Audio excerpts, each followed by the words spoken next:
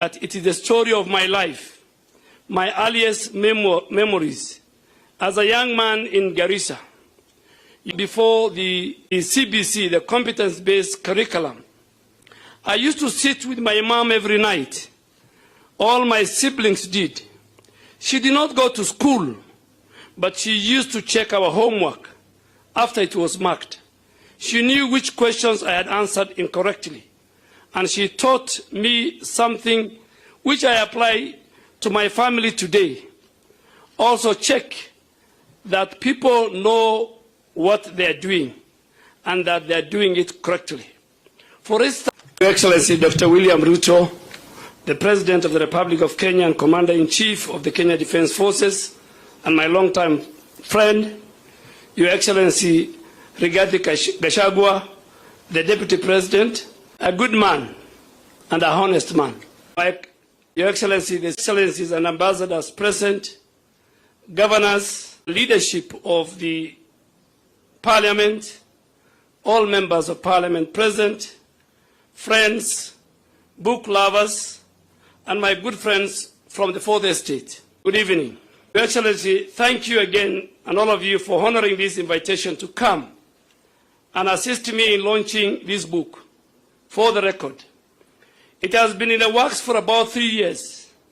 It was conceived during one of my lowest moments. The day I was abruptly fired as the leader of Majority Party in the National Assembly in June of 2020. At that time, I was upset at the betrayal, angry at the backstabbing, and I just wanted to breathe, and I had to process it all.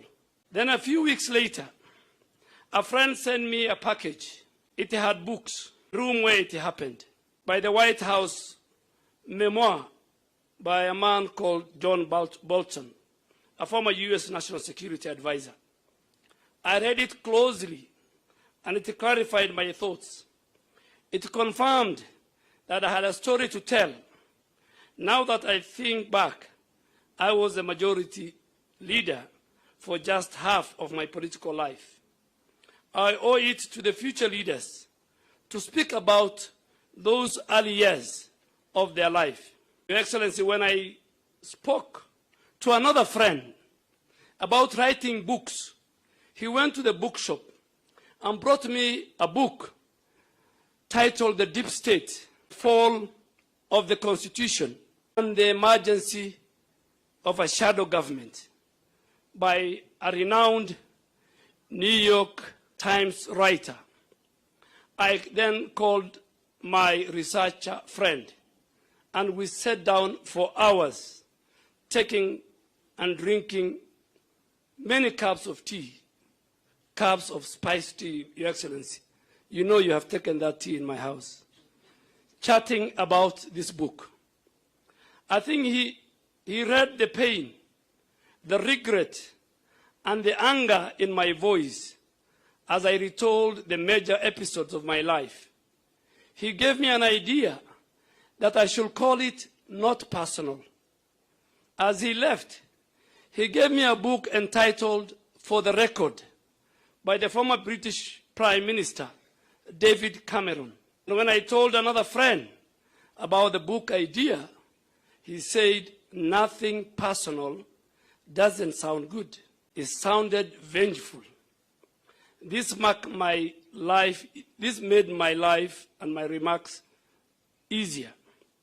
I called the book For the Record because I worked in a house of records and I wanted to put everything on the record. Anyway, after 3 years in the works, this book is here, ready for launch. Today, Your Excellency, is a special day. I am so happy to be standing here to lift the veil about the country's politics and its leadership. Distinguished colleagues, guests, and book lovers, for those who have not read the book, I will not want to spoil it for you, but perhaps I'll just tell you that I don't speak French, but I harass my children when I see a cross or an X on their French homework. Those who have worked with me know that I seek to understand everything. Now you know where it all came from. And yes, my colleagues, and most of my cabinet colleagues sitting here, and my boss, Your Excellency, Mr. President, and your deputy, you too have stories. And if we suffered a few years ago, is there anything to go by? You owe Kenyans books. I know that right now you are very busy, but when you get the time, please pen down your memos. Switching gears now, let me tell you that this is a book about politics, about power, about leadership, and about public policy. I write about how I got started in politics. I have worked very closely with all the key leaders in Kenya, the late President Mwai Kibaki, former Prime Minister Raila Odinga, former President Uhuru Kenyatta, and now with the current president, my boss and friend, Dr. William Ruto. I speak about the courage and loyalty in friendship, as exemplified by my boss here. We have suffered together. We have thrived together. Mr. President is now leading us to transform this country. We have a lot of work to do, and I hope this book will alter those who are keen to sabotage our agenda or derail our progress, that we are all working for the people of Kenya. If we win, Kenya wins. There's also a chapter about legislative leadership. My colleagues from the parliamentary leadership sitting here, former Speaker J.B. Muchuri, and our current Attorney General, the current Speaker Moses Wetangula, Papa wa Roma, my cabinet colleagues, and former majority leaders in the Senate, Kithure Kindiki, who also became at one time our deputy speaker, and Kipchumba Murkomen, the current CS for transport. They all know how hard it was to set up a bicameral parliament, the tension between the two houses, and how we got to balance. I also tell the story of devolution as a chapter, and the tension between the Council of Governors and everyone else, including the executive and the two houses of parliament. My friend Isaac Ruto, Mr. Speaker, was to be here today. I invited him. He's on his way coming, because he's very central in this book. He was part and parcel of the struggle. He helped us pin together the URP Constitution. Many nights we sat with him at the family Bibilica along State House Road. And of course, the Senate, the National Assembly, and the county governors are baking a bigger cake to make sure that we have enough for the counties, and the counties make enough to sustain themselves. It's not easy, but we are on course. Your Excellency, distinguished guests, ladies and gentlemen, I am sure many people do not know what we had to go through to pass laws. My opposition colleagues, the Honorable John Bandi, the Honorable Opio Wandai, were to be with me here today, but because of the political inhygiene in our country, they asked me to pass their message, and that they cannot be here, and they have sent their apologies. But they know the secrets, and I have shared those in the book so that future leaders know how to apply the game to win for the people of Kenya. Sometimes we have to push through necessary laws to make sure we kept our country safe, to make our economy friendly for domestic and foreign investment, and to make sure Kenya got the best deal. The record speaks for itself. Whenever there was legislative overreach, the other arms of government, such as the judiciary and the executive, did their job. It's the beauty of our Constitution. As a leader of majority in the National Assembly, you do a lot of work. You are the leader of government business. And at the same time, you're also a parliamentarian with a constituency. You have to know how to work with the cabinet secretaries, with the fellow MPs, and with the public. You automatically become the face of parliament.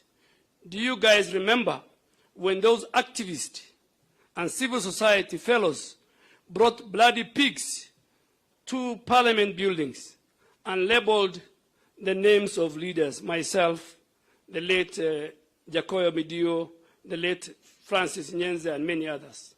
We have seen it all. I've heard people attacking some of us who were in the last government for approving the debt ceiling under the Jubilee administration. The borrowing came from good place. We wanted to invest as we baked a bigger cake, but instead, people minted the money, changed the scope of the projects, and began diverting attention when we complained about the wanton corruption in the last 5 years of the previous administration. But seriously, how do you build a railway that ends in a thicket? Move business from Mombasa, a thriving port in the East Africa, to a bush. I know they say, build and they will come. But you don't need to kill the economy in one corner of the country for it to grow in another corner. Our development has to be inclusive, and I think we ought to have done better with the taxpayers' money. Thankfully, President Ruto corrected that policy mistake immediately he took over and took the port business back to Mombasa. There are many more that we are correcting, and we believe we will fix the economy and make it work for everyone. On the debt matter, we decided because we are in a hole, we will not stop. We will stop digging. And as the president and his deputy have said many times, we have everything to make sure that we cut down on the borrowing, raise more funds, and rebuild our economy for the benefit of everyone. It will be painful in the beginning. As a businessman, as a Kenyan, and as a leader, I can tell you that we need to fix the economy now. We have to find money to pay the debts and grow our economy. And we can no longer borrow from Peter to pay Paul. Your Excellency, distinguished ladies and gentlemen, the Cabinet Secretary, Honorable Musalia Mudavadi, is here. He appears in one of my important chapters. He knows the story of 2013. He bought a copy of my book a few days ago. I did not tell him the inside story of the Madimoni scandal. He has his version to tell us one day. But for the first time, he gets to hear my side of the story. Maybe Honorable Musalia, when he gets the chance to speak today, he will tell us his side of the story of the Madimoni scandal. Honorable Musalia Mudavadi is a very tough man, a brilliant economist. I tell everyone that Musalia's speech, known as the earthquake, was brilliant. He diagnosed Kenya's economic problem very well. He knew the situation, and now together we are working to remedy that. When Musalia said, "Tusidanganyane," I felt it. He spoke his truth, many truth, and the truth of 50 million Kenyans. I put that on record too, and I hope he'll get the time to also put it on record. And his speech appears in my book. Your Excellency and distinguished ladies and gentlemen, there's a whole chapter on how we told disbelieving Kenyans that the cases at the ICC were political international conspiracy. Winning those cases was a master class in politics and in geopolitics. You just have to read the book to understand what the current president and the former president had to go. What we had to do to tell our friends, and many, many friends internationally and locally, that we knew their schemes and we were never going to deliver, their schemes are not going to deliver justice to the post-election violence victims in our country. But a book like this must have a very candid chapter, Mr. President. I have written a chapter on my ouster in 22 minutes. My ouster took 22 minutes at KICC. I served for 7.5 years, and it all came crashing in less than half an hour. Can you believe it? What could this book be without the inside story of the handshake and the suffering method out to my colleagues and Kenyans in the dying days of the Jubilee administration? You see, sometimes we think it's all politics. However, politics can get too costly. It affects the life of real people. We can be mature about it, play our politics progressively, putting public interest first. I have done it in my constituency for the last 16 years, and my development record gotten me elected 4 times in 4 elections in 4 different political parties. I just hope that putting this on the record, for the record, will help us and give us lessons to politicians. There is more at stake. They need to work for the people who elected them into office.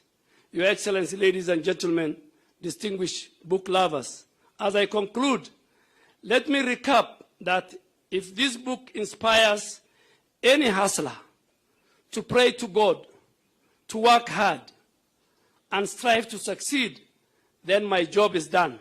I dedicated this book to my mother, a woman of courage, for teaching me all the values, and to the young people of this country, for all the hopes and the hot fires that you lit under our seats. I hope young people, and more so even in my house, and I think all I can speak for them when I say that as a government, we hear you. We will do everything we can under the leadership of our president to make sure you achieve your dreams.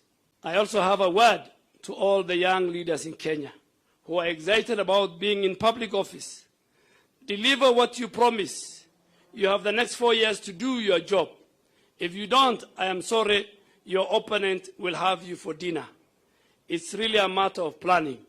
I hope my book will help you get more political lessons. Finally, I want to thank you all for coming. I don't take it for granted that you braved the traffic to be here for this launch. I'll be signing copies after the event. There are more books being sold out there. Grab one for yourself and more for your friends. You can still get the book from my website, www.adenduale.com, or from Nuria Bookshop, Prestige Bookshop, Yaya Bookstop, Kibanga Books, and many others. Your Excellency, and under my conclusion, let me pay tribute to men and friends who sit here, who played the ultimate role in a very difficult journey. The Honorable Minister for Interior, Professor Kindiki. He appears in my book at one page or one chapter as a brilliant constitutional lawyer who spent with us many days and nights at The Hague. And on another chapters, he appears as a leader of majority who became a victim of the deep state and the systems. And just because we happen to be your friend, when we didn't choose to be a friend, we all found ourselves in the space of politics. The Honorable Cecily Mbarire, the Honorable Aaron Cheriot, Your Excellency, who you remember, he came to the House through a by-election. And I remember there was Kericho by-election and Malindi by-election, when in one of my chapters, I received a 411, where myself and Honorable Kipchumba Murkomen and others were implicated in a certain issues. So that chapter, I don't want to read for you that chapter, and that chapter, Your Excellency, is called "You Have Touched a Live Wire" in my book. Your Excellency, the former Speaker of the National Assembly, J.B. Muturi, has a lot of places in my book. Advice he gave to the former president when our colleagues in the Senate were replaced, and now the knife was coming for those of us. And of all, the day that there was changes in the National Assembly, the only person I felt for was the governor of Embu now. I said they should have left this lady alone. Those of us, when we go home, we can still survive. Your Excellency, our great Deputy President, a man of serious words. And today somebody told me, the only other politician we expect to write a book like yours is Rigiji. He is a man of the truth. So we expect Honorable Rigathi our two brothers, Your Excellency, Honorable, the earthquake, the conference that we went to Bomas, and the speech he gave, and the leaders who ran away when they saw you, is well documented, Your Excellency, in this book. Your Excellency, your speech at both Bomas 1 and Bomas 2 is well documented. And when I look at that speech you gave, the first Bomas, Your Excellency, at least we were there, myself and Honorable Kipchumba spoke. But in the second Bomas, because we were no longer part of their club, you are the only one who was there. And we felt for you as we watched from the TV screens that what will they do to this man? But God gave you the courage and the patience, and you took a lot of time. I drew a lot of lessons from your patience. They were heckling you, and you could say, so is it? You think so? You know, it was like, you think so? If you can convince me, I am ready to listen to you, you know, very calmly. You know, they humiliated you. So there's a huge chapter on that, Your Excellency. Your Excellency, my journey with you in ODM in 2005. And for record, the only time in my political journey with the president, and he allowed me a sabbatical leave, agreed, was during the 2010 Constitution. And I told him, Your Excellency, you know that few key areas that are dear to the community and the region I come from. The card is caught. And today when I look back, I am so proud that even during that referendum, where the former Prime Minister, the former President, the former Vice President, the whole government was on one side and you on the other side, you managed to get behind you over 2.5 million Kenyans who agreed with you. And Your Excellency, as I finish, he went to Mandera to go and preach the No campaign. And the president went to Ramu. And the Ramu constituency was where the chairman of the Parliamentary Select Committee on the Constitution, the Honorable Abdikadir, was coming from. So he went 1 week earlier. And he talked to the elders. In the north, you talk to people under the acacia tree. So in every town, there's one acacia tree that all meetings are held.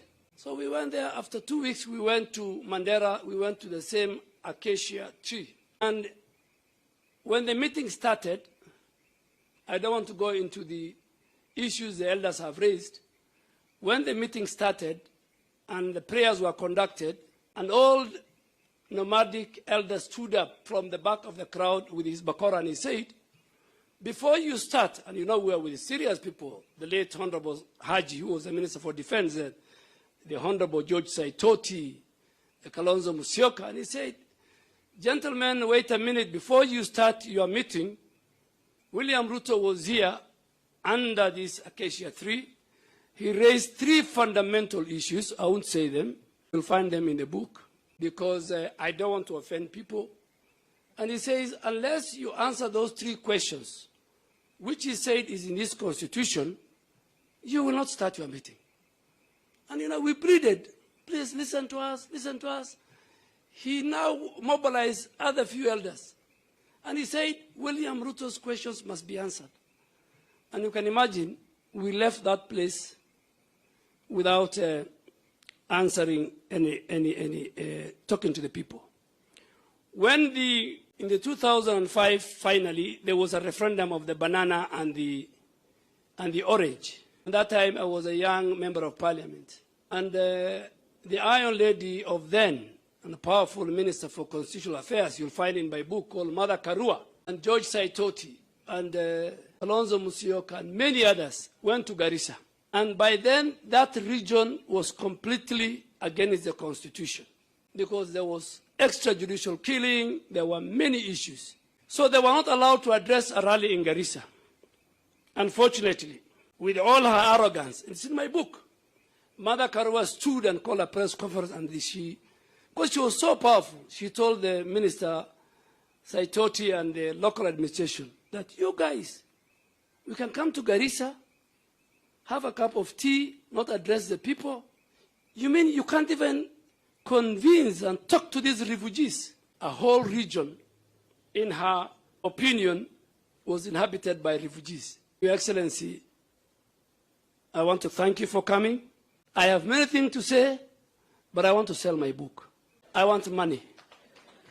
And Your Excellency, your forward alone yesterday in the Standard, by evening I have sold 400 copies. Today, by you gracing this occasion, I think we have surpassed 600 copies so far.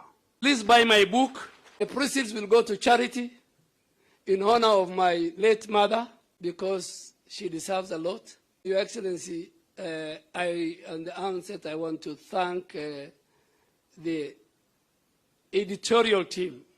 You will not find an error in my book. I want to thank and applaud the editorial team that helped me put this book together, the legal team that made sure the people I have described in this book will not go and take me to litigation, and did the copyright, and finally the bookstores who have in the last 10 days helped me sell my book. Your Excellency, finally I want to thank most sincerely the diplomatic corps. The Dean of the African Ambassadors is here, Ambassador is here, the French Ambassador is here, the Turkey Ambassador is here, the Saudi Ambassador is here, representative of the British Ambassador is here, the Swiss Ambassador is here, and the UAE representative is here, and many, the Moroccan Ambassador is here. I really want to thank the diplomatic community. I want to thank my colleagues, members of parliament who are here. David Ochieng is here. He has, I have a lot of stories in my book about David Ochieng. The chairman of the Pastoralist Parliamentary Group is here. Our cabinet colleagues are here. Senior government officials are here. Religious leaders are here. Defense attaches at the back I'm seeing from our foreign governments based in Nairobi. Your Excellency, that's my story. Thank you very much. Please buy my book. Help me sell, and I hope the President has committed to me. When I showed him this book, he looked at me and said, "What?" And you know where we were? We were 33,000 above sea level. We were heading to Kampala. So I just came to his cabin and I said, "Your Excellency, this is the book I wrote." He looked at me and laughed and said, "Welcome, Honorable Isaac Ruto." Please clap for Isaac Ruto. Thank you, Your Excellency, and I'll now the mic and maybe give about 2-3 minutes to very few of my colleagues who we share this journey together. Thank you very much.